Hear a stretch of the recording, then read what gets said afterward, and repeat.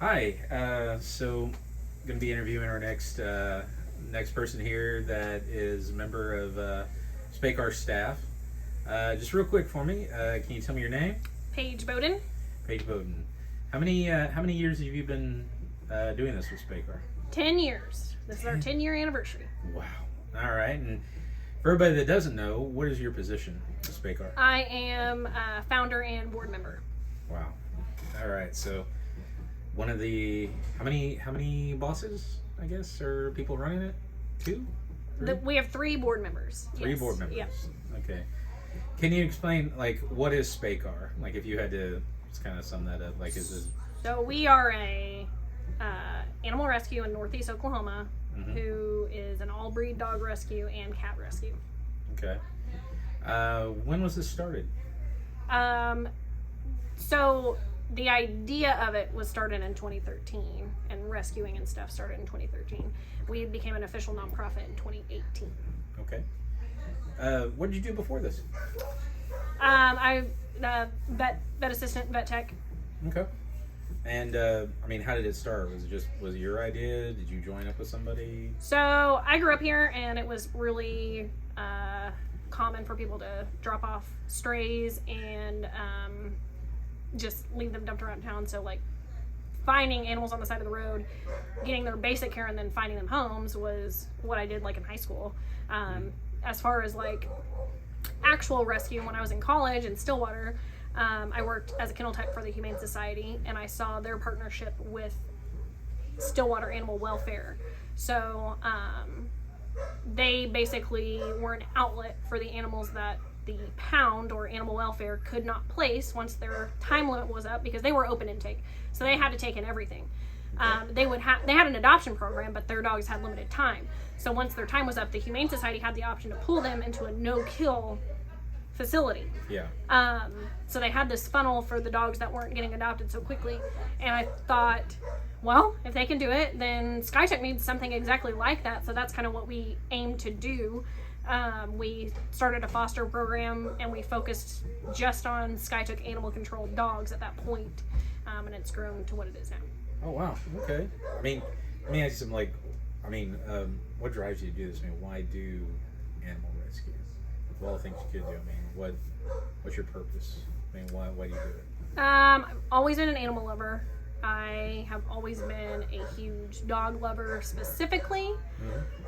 And then just growing up here and seeing, if you see the need and you have the heart, then you have to do something about it. I mean, it's not a choice for me. It's a lifestyle. Like I said, the need here is suffocatingly great. And like I said, if you have the heart that I and the rest of our volunteers do, you can't not do something about it, because it's every day. You drive every day and you see a dog on the side of the road.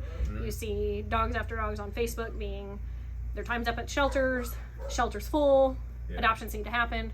I mean, if you're in the animal world at all, you see all of this stuff, and I don't know how, I guess I don't know how people can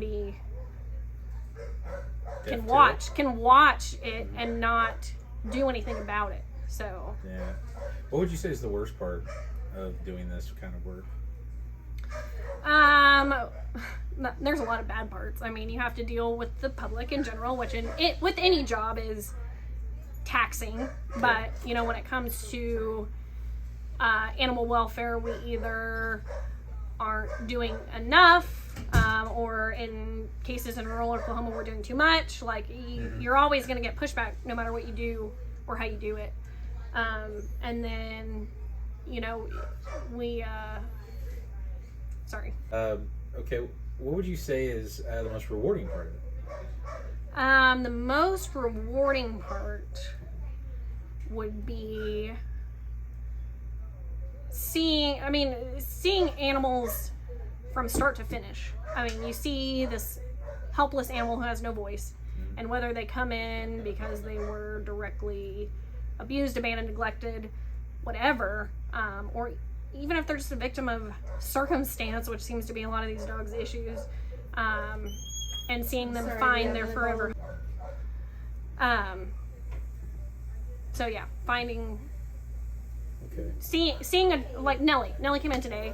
I've had her for 6 months. No one's looked at her, and she got adopted today. That's huge. That is a huge victory.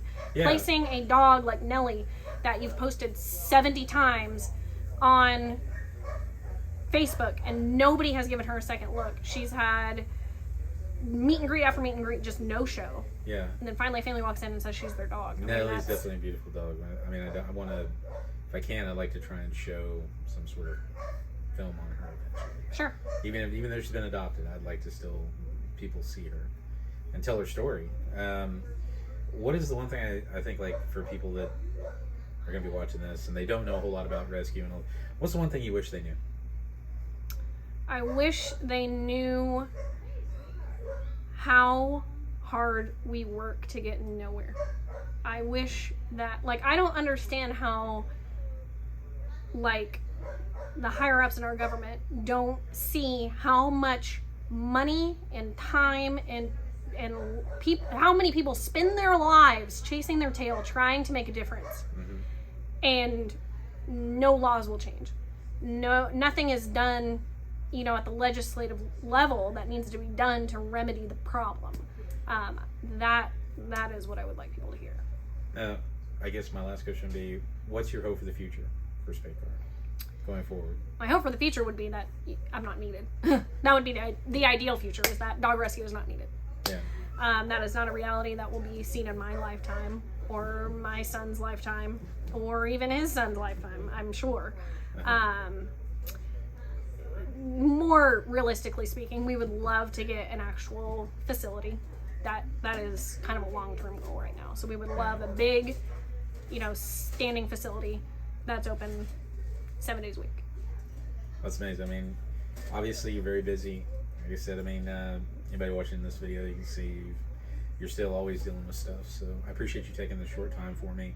Answer a few questions, let everybody know who and what is going on here. And I kind of hope more people start becoming a part of it. So thank you for your time.